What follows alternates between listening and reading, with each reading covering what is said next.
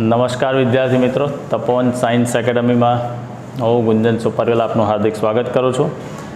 Last video લેક્ચરની અંદર આપણે જૂલનો નિયમ કમ્પ્લીટ કરેલો હતો, ઉદાહરણના જે દાખલા હતા તે કમ્પ્લીટ કરેલા હતા। આજે જે એક્સ્ટ્રા બોર્ડ રિલેટેડ દાખલા છે તેને આપણે પૂર્ણ કરીશું। તો આ બધા દાખલા રકમ સાથે હું અહીંયા લખીશ, તમારે પણ નોટબુકમાં રકમ સાથે લખીને કમ્પ્લીટ કરવાના રહેશે। તો એક્સ્ટ્રા सम्स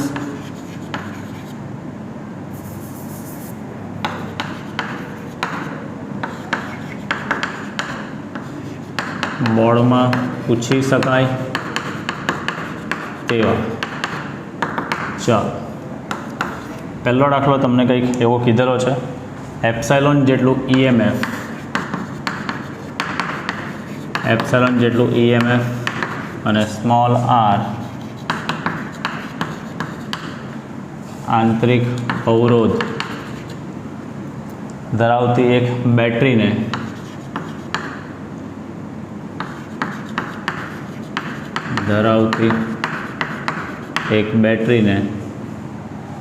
एक अवरोध कैपिटल आर साथे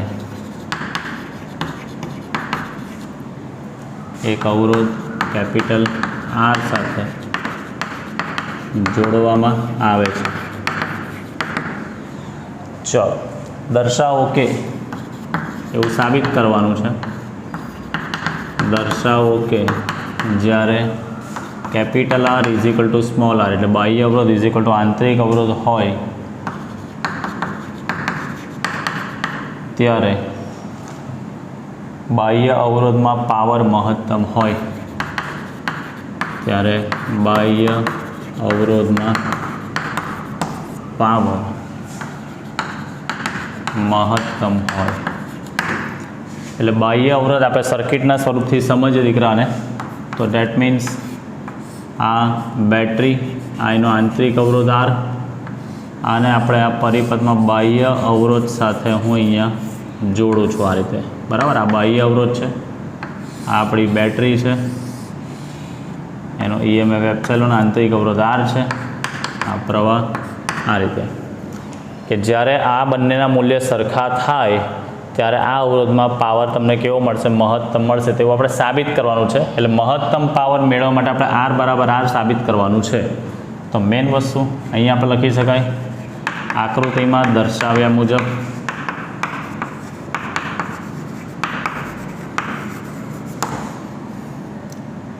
परिपथ में स्मॉल आर अने कैपिटल आर श्रेणी में है, माटे कुल अवरोध आपणे लखवो होय तो कुल अवरोध is equal to R plus R आपणे लखी शकीए, बराबर। चलो मारे आनी अंदर प्रवाह लखवो होय, परिपथनो प्रवाह I that is equal to epsilon by R plus R शू लखी शकाय, आर प्लस आर, समीकरण नंबर 1। हवे मेन वस्तु आ बाह्य अवरोध मारे पावर शोधवानो छे, बराबर है। बाह्य अवरोध आर में पावर, तो power P is equal to सूत्र शू आवे, अवरोधना संदर्भ में आई स्क्वेर आर, आ सूत्र आवे अपनी पासे प्रवाह अरे power I is equal to I square R. चल हवे एनी अंदर आई नी किंमत तो है अपनी पासे, माटे आ power P is equal to I नी जग्याए epsilon by R plus R whole square into R आपणे लखी शकीए अहींया, माटे power P is equal to epsilon square by R plus R whole square into capital R आपणे लखी शकीए छीए, बराबर है। हवे मेन वस्तु आ सूत्र ने अहींया एक नोंध करीने लखुं छुं समजवा माटे। तमे लोको मैथ्सवाळा स्टुडंट छो तो भणी ज गया छो। आ ए प्लस बी आखानो वर्ग होय तो आनो विस्तरण करो तो शुं आवे, A square plus 2ab plus B square आवुं आवी शके। हवे समझो दीकरा, आ ज वस्तुने हूँ सादरूप आपूँ अहींया A square minus 2ab plus B square plus 4ab हूँ आवुं लखुं छुं। 8 में प्लस 2ab ने मैं +4 -2 आ रीते मैं भाग कर्या તો હવે આ શું લખી શકાય, આટલું જે વસ્તુ બને આ શું લખાય દીકરા અહીંયા, આ a માઇનસ બી આખાનો વર્ગ અને પ્લસ 4ab લખી શકાય એવું. એટલે આના પરથી મેં સાબિત શું કરું દીકરા કે આ જે a પ્લસ બી આખાનો વર્ગ છે તેની જગ્યાએ તમે આવું પણ લખી શકો. આ આર પ્લસ આરનો વર્ગ છે તેની જગ્યાએ આ પેટર્નથી પણ તમે લખી શકો. તો હવે આપણું પાવરનું સૂત્ર શું બને, માટે power p is equal to epsilon square R છેદમાં a પ્લસ બી આખાના વર્ગની રીતે વિચારો તો અહીંયા શું લખી શકાય, R minus R whole square plus 4 R આવું આપણે લખી શકીએ. હવે આ પાવર મહત્તમ મેળવવા માટેની આપણે જરૂરી શરત, આ પાવર મહત્તમ ક્યારે મળે, જ્યારે છેદનું મૂલ્ય ન્યૂનતમ થાય. બરાબર, પાવરનું મૂલ્ય છેદ ન્યૂનતમ થાય ત્યારે પાવર કેવો થશે દીકરા, મહત્તમ થાય. હવે છેદ ન્યૂનતમ થવા માટે આ બે ટર્મ છે પણ આ તો ગુણાકારમાં છે. ગુણાકારનો ટર્મ જે છે તેને આપણે બેઝિકલી ધારી શકીશું નહીં. એટલે હું ધારું છું કે ધારો કે આર માઇનસ આર આખાનો વર્ગ બરાબર 0 લઉં છું, કે ધારો કે R minus R whole square બરાબર હું 0 લઉં, બંને બાજુ વર્ગમૂળ લઉં તો આર માઇનસ આર બરાબર 0, માટે આવી ગયું અહીંયા R is equal to R. આમ જ્યારે R is equal to R થાય ત્યારે જે બાહ્ય અવરોધ છે એ બાહ્ય અવરોધમાં પાવર મહત્તમ થાય. બરાબર, સિમ્પલ વસ્તુ. આર બરાબર આ થઈ તો આ ટર્મ તો 0 થઈ જાય ને, તો પછી ખાલી આ ટર્મ વધશે. બરાબર છે, અને એમાં બી તમે આર બરાબર આર મૂકશો તો સ્વાભાવિક વસ્તુ છે કે તમને પાવરનો જવાબ કેવો મળશે દીકરા, મહત્તમ મળી શકે છે. એટલે કહેવાનો કન્સેપ્ટ અહીંયા કે છેદ ન્યૂનતમ થાય ત્યારે તમને મળતો પાવર કેવો થશે દીકરા, મહત્તમ થશે. તેના માટેની મેં જરૂરી શરત લીધી કે આર માઇનસ આર આખાનો વર્ગ ઇઝ ઇક્વલ ટુ શું થશે, 0 થશે. એ શરતને મેં અહીંયા લખી, બંને બાજુ વર્ગમૂળ લીધું. બરાબર, તો આ તમને જવાબ મળી શકે છે. હવે મેઇન વસ્તુ, અને તમને ગ્રાફિકલી એન્ટ્રન્સ માટે તમને પૂછે, આલેખીય રજૂઆત તમને પૂછે તો ઇનિશિયલ સ્ટેજ પર તમને આલેખ જે છે તેનો આલેખ આ રીતે મળશે. જેમ જેમ આર વધતો રહેશે પાવર બી વધતો રહેશે. કોઈ એક જગ્યા પર પાવર મહત્તમ થશે અને પછી પાવરમાં પાછો ઘટાડો થશે. તો આ જે જગ્યા મળે અહીંયા એ જ્યારે આર બરાબર આર થાય ત્યારે મળતો પાવર જે છે તે અહીંયા કેટલો થશે, પી મેક્સિમમ થશે. અને આ તમારે તારવવું હોય તો આની એક શરત બી છે અહીંયા કે તમે આનું આરની સાપેક્ષે વિકલન ધારો કે કરવા, DP by DR that is equal to 0 પણ થઈ શકે અહીંયા. એ રીતે પણ તમે કરી શકો છો, પણ એ રીતે તમે કરવા જાઓ તો બાયવાળા સ્ટુડન્ટ્સને તકલીફ પડે. બરાબર, આનું તમારે વિકલન કરવાનું થાય, ભાગાકારનો નિયમ તમારો ઉપયોગ કરવો થાય, બેટર છે. આ સરળ રીતે આપણે દાખલો આપણે કરી શકીએ છીએ. આ જે છે એ તમારું જેઈ નીટની અંદર તમે ભણશો. બરાબર છે, આ બોર્ડ માટે ઉપયોગી માહિતી નથી, આજે સમજવા માટે છે. તો આપણે બાહ્ય અવરોધમાં પાવર મહત્તમ ક્યારે થાય, જ્યારે આર બરાબર આર થાય ત્યારે મળતો પાવર મહત્તમ થશે. આના પરથી આ સ્ટેપ કેવી રીતે લખ્યું છે તેની આ સમજૂતી પણ અહીંયા તમને સ્પષ્ટતા આપી દીધેલી છે. તો દાખલો આકૃતિ સાથે નોટબુકમાં વ્યવસ્થિત સાથે નોટ કરતા જજો. આ આલેખ પણ સાથે દોરી દેજો કે જેથી તમને એન્ટ્રન્સમાં જ્યારે ભણો ત્યારે તમને આ વસ્તુનું ધ્યાન રહે. બરાબર, ચાલો નેક્સ્ટ આગળના દાખલા તરફ આપણે આગળ વધીશું. ચલો નેક્સ્ટ આપણે બીજા દાખલા તરફ આગળ વધીએ. આ દાખલો 4 માર્કમાં બી પૂછી શકાય, ઘણો અગત્યનો છે એવું કીધેલું છે. જ્યારે બે અવરોધોને વોલ્ટેજ V સાથે એક પછી એક જોડવામાં આવે છે, જ્યારે બે અવરોધોને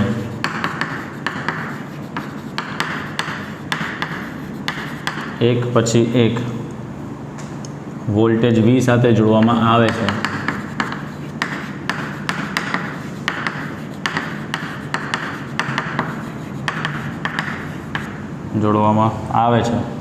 ત્યારે પાવર અનુક્રમે P1 અને P2 મળે છે. ત્યારે પાવર અનુક્રમે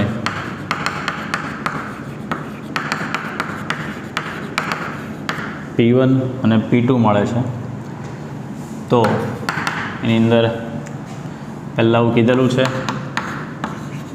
જ્યારે તેઓ શ્રેણીમાં જોડવામાં આવે, જ્યારે તેઓ એટલે બંને અવરોધોને શ્રેણીમાં જોડવામાં આવે ત્યારબાદ બીજું કીધું છે જ્યારે તેઓ સમાંતરમાં જોડવામાં આવે, સમાંતરમાં જોડવામાં આવે ત્યારે સાબિત કરો કે, ત્યારે સાબિત કરો કે 1 અને 2માં મળતા પાવરનો ગુણાકાર, એટલે નંબર 1 અને 2, 1 અને 2માં મળતા પાવરનો ગુણાકાર P1 P2 હોય છે તેવું આપણે સાબિત કરવાનું છે. એટલે શ્રેણીનો પાવર અને સમાંતરના પાવરનો ગુણાકાર P1 P2 છે તેવું આપણે બતાવવાનું છે. ચાલો સોલ્યુશન કરીશું. દાખલો ઘણો મોટો છે, 2 અવરોધો છે, તો આપણે પહેલાં તો ધારી દઈએ કે ધારો કે આપણી પાસે 2 અવરોધો કયા કયા છે તે. તો ધારો કે આપણી પાસે 2 અવરોધો R1 અને R2 છે, જેને V વોલ્ટેજ સાથે જોડવામાં આવે છે ત્યારે મળતા પાવર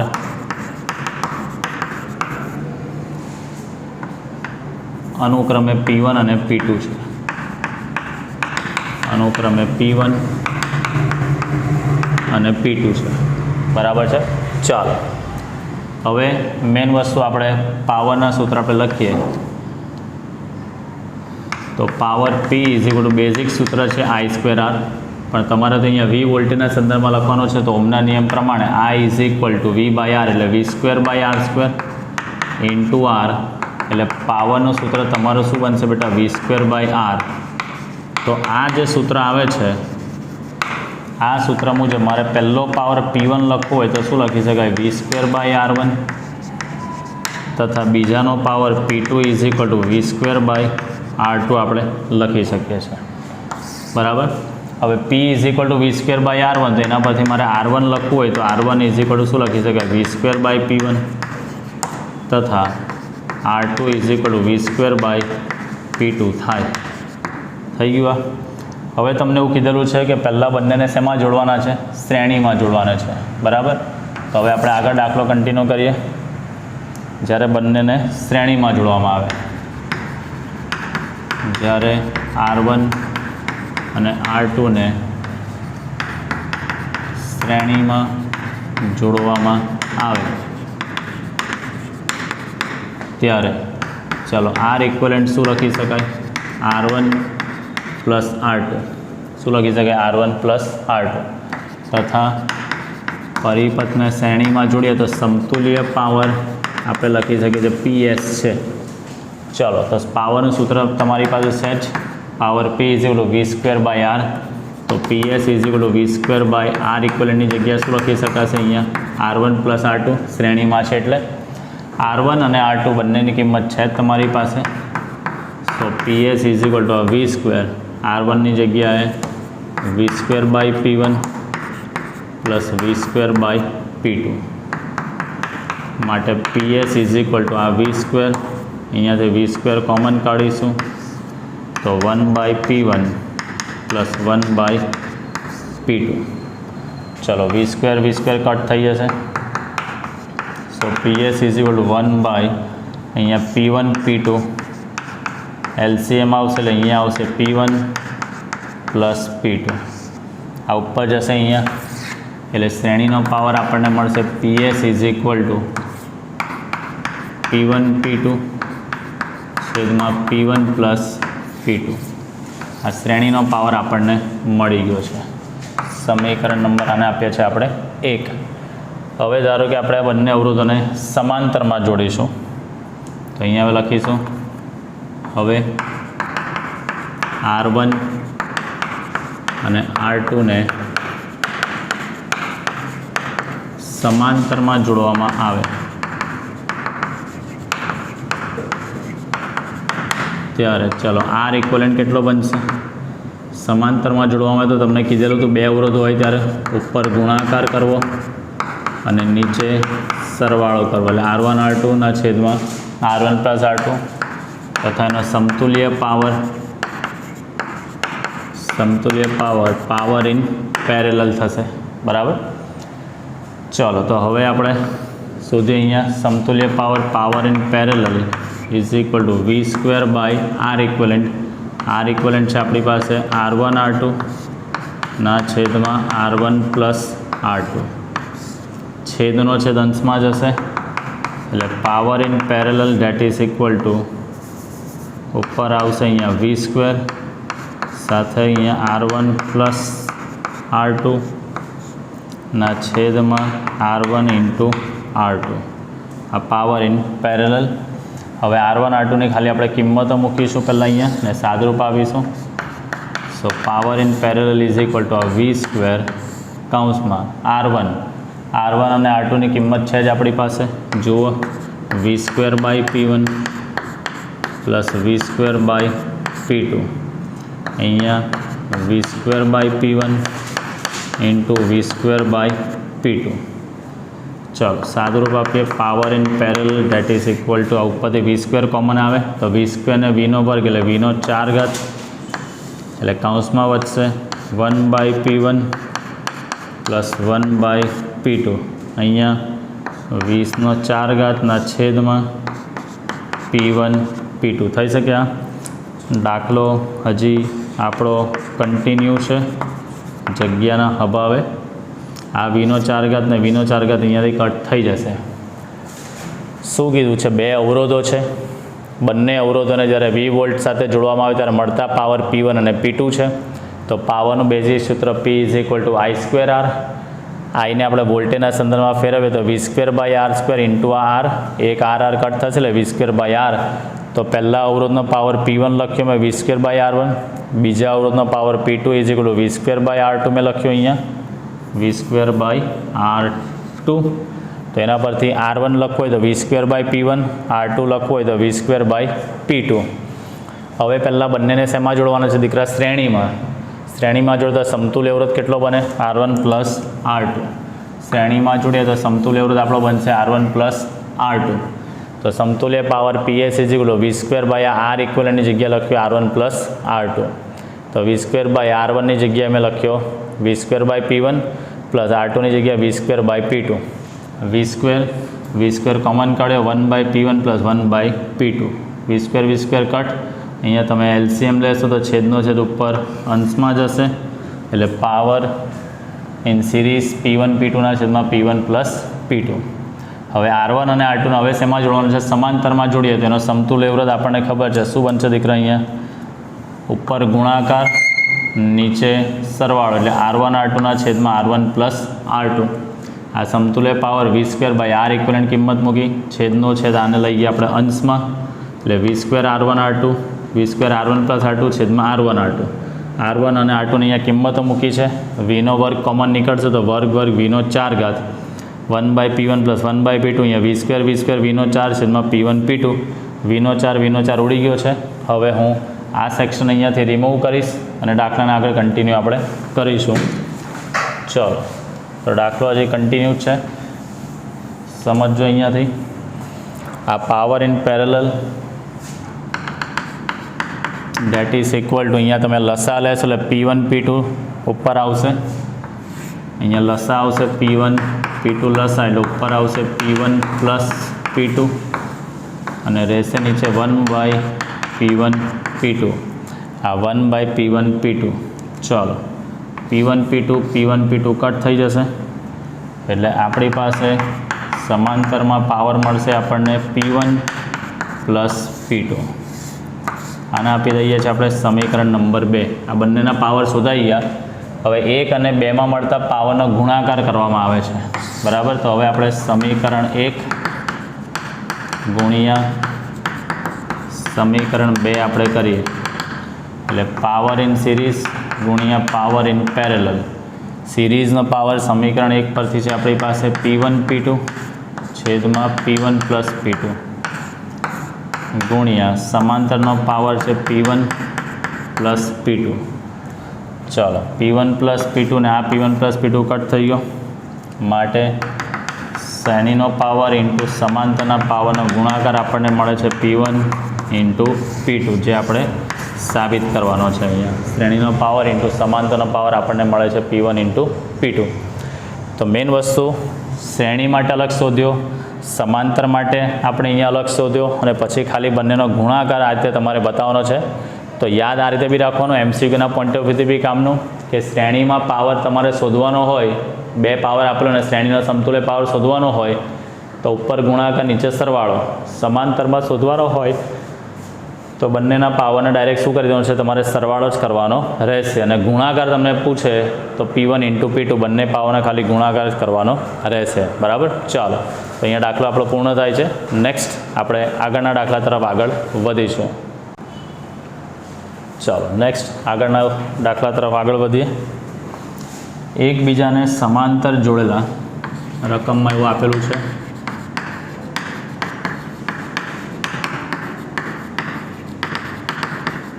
એકબીજાને સમાંતર જોડેલા અવરોધો વચ્ચે પ્રવાહનો સમાંતર જોડેલા અવરોધો વચ્ચે પ્રવાહનું વિભાજન એવી રીતે થાય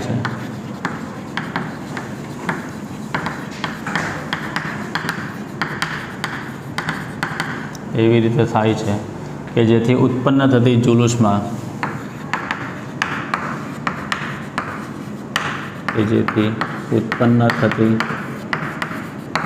જુલુસમાં ન્યૂનતમ બને. અને આ હકીકતનો ઉપયોગ કરી પ્રવાહના વિભાજનનું સૂત્ર તારવવાનું છે એવું કીધેલું છે. આ જે આપેલી છે તે હકીકતનો ઉપયોગ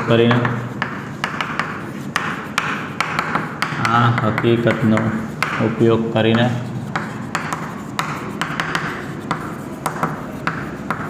પ્રવાહના વિભાજનનું સૂત્ર તારવું. એટલે આપણે I1 અને I2નું સૂત્ર તારવવાનું રહેશે.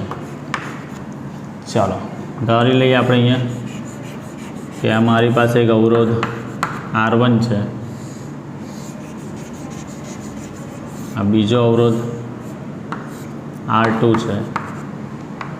અહીંયાથી કુલ પ્રવાહ I જાય છે તો આ પ્રવાહ અહીંયા આવશે એટલે આ જંક્શન પોઈન્ટ થશે. એટલે ધારો કે અહીંયાથી જતો પ્રવાહ આપણે I1 કહીએ, અહીંયાથી જતો પ્રવાહ આપણે I2 કહીએ, તો પાછો કુલ પ્રવાહ તો I1 અને I2 ભેગા થશે એટલે I જ મળવાનો. આ I2 એકચ્યુઅલી થાય શું, અહીંયાથી 10 એમ્પિયરનો પ્રવાહ આવતો હોય, ધારો કે અહીંયા 3 જતો હોય તો બાકીનો 7 ક્યાં જશે અહીંયા. એટલે I2 એકચ્યુઅલી છે શું તો કે I માઇનસ I1 છે. તો એ આપણે નીચે મેન્શન કરીશું અહીંયા. તો આપણે લઈએ અહીંયા ધારો કે જે આપણી પાસે બે અવરોધો છે, બે અવરોધો R1 અને R2 ને સમાંતરમાં અહીંયા જોડેલા છે. બરાબર છે. ચાલો મેઇન વસ્તુ, બંને વચ્ચે કુલ પ્રવાહ Iનું વિભાજન થાય છે. આ બંને અવરોધોમાંથી ધારી દઉં છું વહેતા પ્રવાહો અનુક્રમે I1 અને I2 છે, જ્યાં કુલ પ્રવાહ I that is equal to I1 plus I2 માટે I2 is equal to લખી શકાય I માઇનસ I1. બરાબર. ચાલો હવે તમને કીધેલું છે બંનેની જૂલ ઉષ્મા, એટલે જૂલ ઉષ્મા આપણે શોધીએ. તો આ સ્થિતિમાં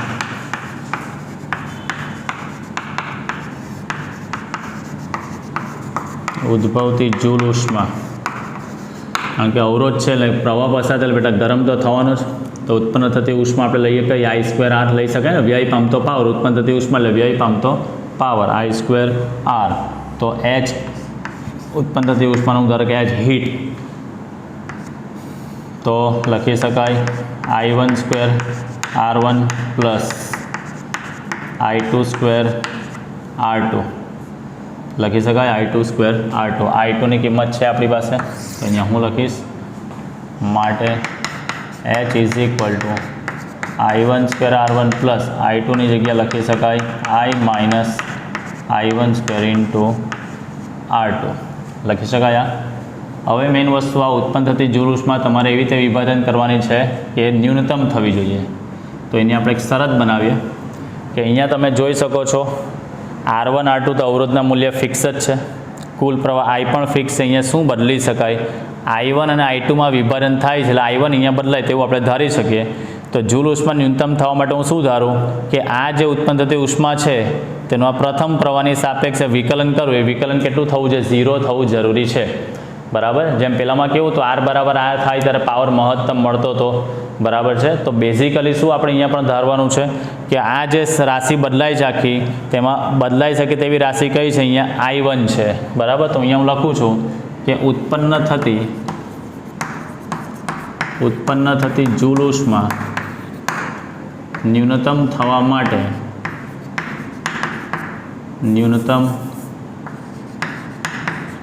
માટે dH/dI1 = 0 થવું જોઈએ.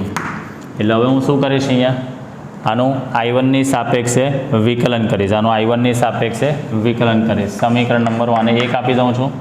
અહીંયા લખી શકાય સમીકરણ 1નું.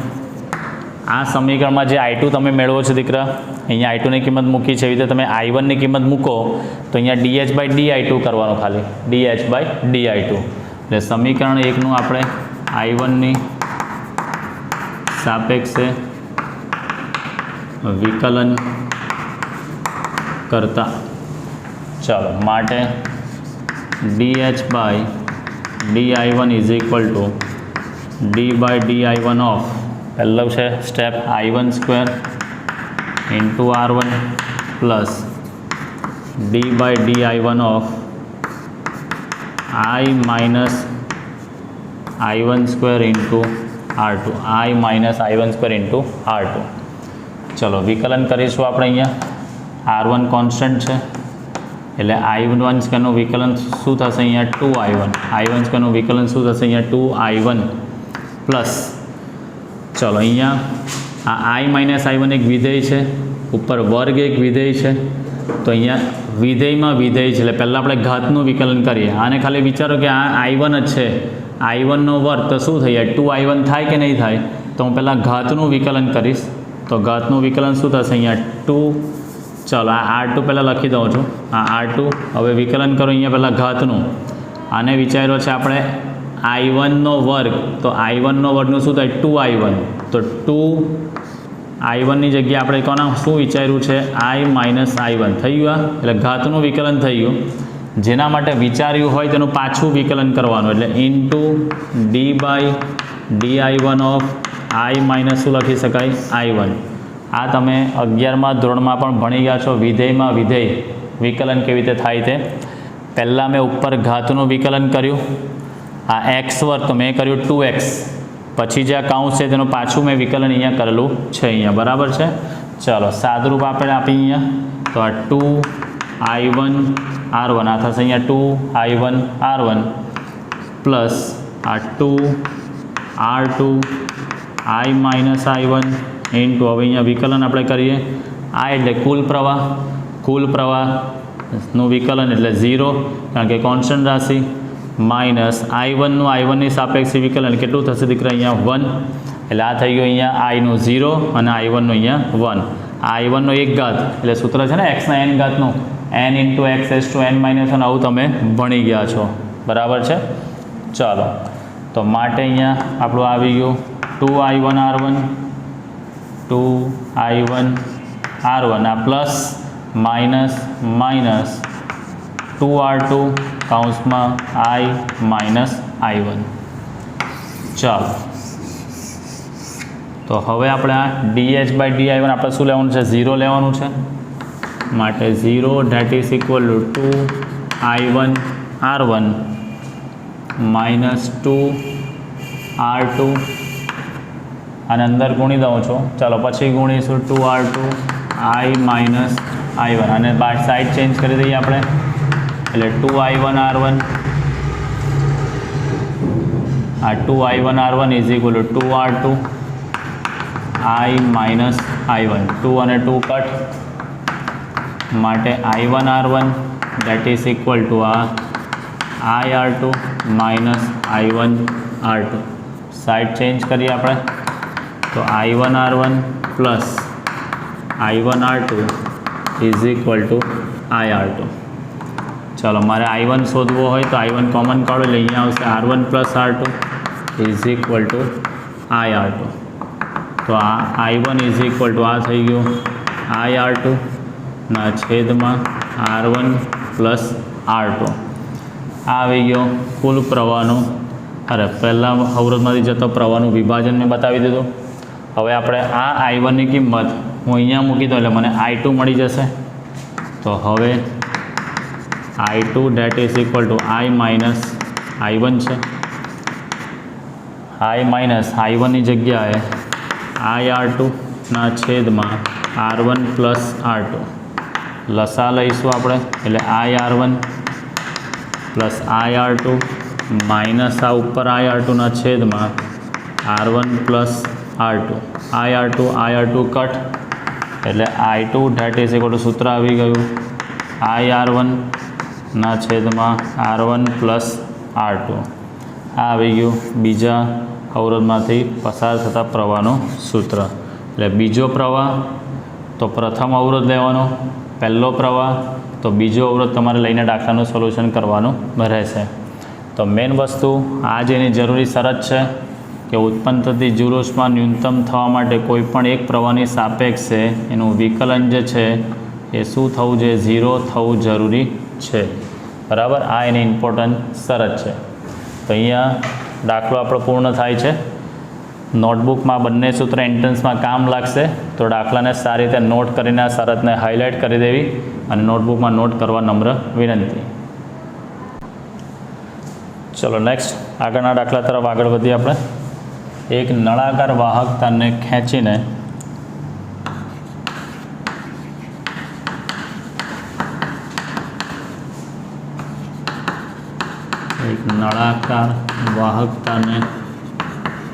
ખેંચીને તેની લંબાઈ 10%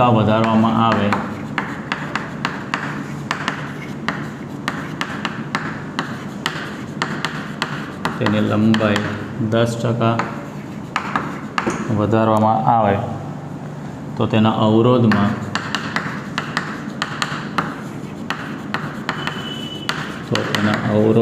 થતો પ્રતિશત ફેરફાર શોધો. હવે તમને આગળ આપણે આવો જ એક લંબાઈ ખેંચીને તારને ખેંચીને તેની લંબાઈમાં વધારો કરવામાં આવે, સૂક્ષ્મ ફેરફાર કરવાનો હતો ત્યારે તમે ભણી ગયા છો, આપણે વિકલનની રીત કરેલી હતી. હવે અહીંયા તમે જોઈ શકો છો વધારો ખાસો મોટો છે, 10%ની લંબાઈમાં વધારો કરવામાં આવે છે. જે લંબાઈમાં વધારો મોટો હોય ત્યારે કઈ રીત કરવાની છે તે આપણે જોઈ ગયા છે. હવે આગળ આપણે સૂક્ષ્મ વધારો હોય ત્યારે વિકલનની રીત, ત્યારે તમને કીધેલું હતું મેં કે સૂક્ષ્મ વધારો હોય તો વિકલનની રીત કરવી અને મોટો વધારો હોય તેની રીત આખી અલગ છે. તો એ હવે આપણે અહીંયા આગળ જોઈશું. સોલ્યુશન કરીએ આનું. ચાલો, મેઇન વસ્તુ ધારો કે આપણી પાસે જે તાર છે એ તારની મૂળ લંબાઈ આપણે L લઈએ છીએ. હવે તેની લંબાઈમાં વધારો કરવામાં આવે છે. તેની લંબાઈમાં વધારો કરતાં નવી લંબાઈ જે છે તેને આપણે L ડેશ કહીએ છીએ. જ્યાં L dash is equal two જેટલી લંબાઈ હતી એના 10% આપણે શું કરવાની? ઉમેરવી પડશે. બરાબર, આ પહેલાં લંબાઈ આટલી ધારો કે L હતી, હવે આપણે ખેંચીએ છીએ તો હવે નવી લંબાઈ કેટલી થાય? તો કે આટલી તો પહેલાં હતી જ, પ્લસ આ બીજો શું થયો? અહીંયા વધારો બી થશે ને અહીંયા. એટલે જૂની લંબાઈ પ્લસ એ જૂની લંબાઈના કેટલા ટકા વધારો થયો દીકરા? 10% વધારો થયો છે તે આપણે ઉમેરવી પડશે અહીંયા. બરાબર, ચાલો તો એ આપણે અહીંયા જોઈ લઈશું. અહીંયા L પ્લસ L ગુણ્યા 10% એટલે 10/100 આ કટ થઈ જશે અહીંયા. એટલે L પ્લસ 0.1 L એટલે નવી લંબાઈ L dash is equal to આવશે 1.1 L મળી શકે છે. બરાબર, ચલો હવે મેઇન વસ્તુ ખેંચ્યા પહેલાં ધારો કે તારનો અવરોધ આપણે આ લઈએ. ધારો કે તારનો પ્રારંભિક અવરોધ is equal to R is equal to લઈએ આપણે રો એલ બાય એ. હવે તારને ખેંચ્યા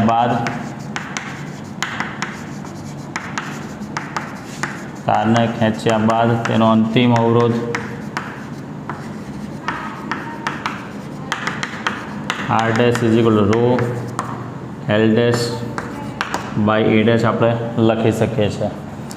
આને આપું સમીકરણ 1, આને આપું સમીકરણ નંબર 2. હવે મેઇન વસ્તુ આપણે કોઈ પણ રાશિ પહેલાં જેટલી એને ખેંચીએ એટલે એક પરિમાણ વધે તો એક પરિમાણ ઘટે, પણ કદ તો એનું એ જ રહેવાનું છે ને, તારનું કદ તો એનું એ જ રહેશે. બરાબર, તો અહીંયા લખી શકાય તારનું કદ અચળ રહેતું હોવાથી એનું જે પ્રારંભિક કદ હશે V1 દેટ ઇઝ ઇક્વલ અંતિમ કદ શું હશે એનું V2. કદ એટલે ક્ષેત્રફળ ગુણ્યા લંબાઈ ઇઝ ઇક્વલ ટુ અહીંયા ક્ષેત્રફળ ગુણ્યા લંબાઈ. ચાલો, માટે એલ ડેશ બાય એલ, હા L dash by L is equal to અહીંયા લખી શકાશે એ ડેશ બાય એ. આને આપું છું સમીકરણ નંબર 3.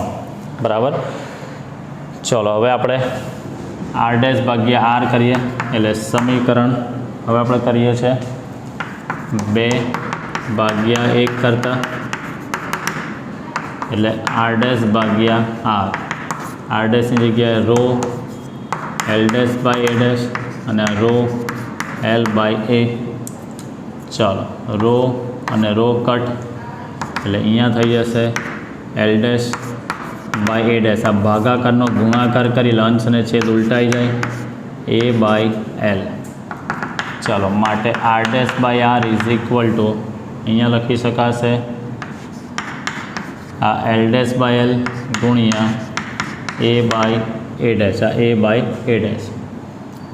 ચાલો, આપણે અહીંયા L dash by L is equal to અહીંયા A by A dash by mistake આ L dash by L is equal to A by A dash. હવે આ એ બાય એ ડેશની જગ્યાએ હું શું લખી શકું? એલ ડેશ બાય એલ લખી શકાય. તો R dash by R is equal to L dash by L ગુણ્યા અહીંયા લખી શકાશે એલ ડેશ બાય એલ. હવે તમારી પાસે કિંમતો તો છે જ, માટે R dash by R date is equal to L ડેશની જગ્યાએ જુઓ કિંમત તમારી પાસે છે ને 1.1 એલ છેદમાં અહીંયા એલ ગુણ્યા એલ ડેશની જગ્યાએ 1.1 એલ છેદમાં એલ.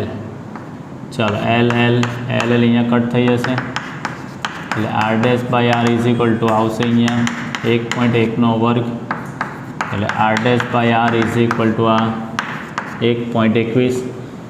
પ્રતિશત ફેરફાર શોધવો છે તો હું બંને બાજુ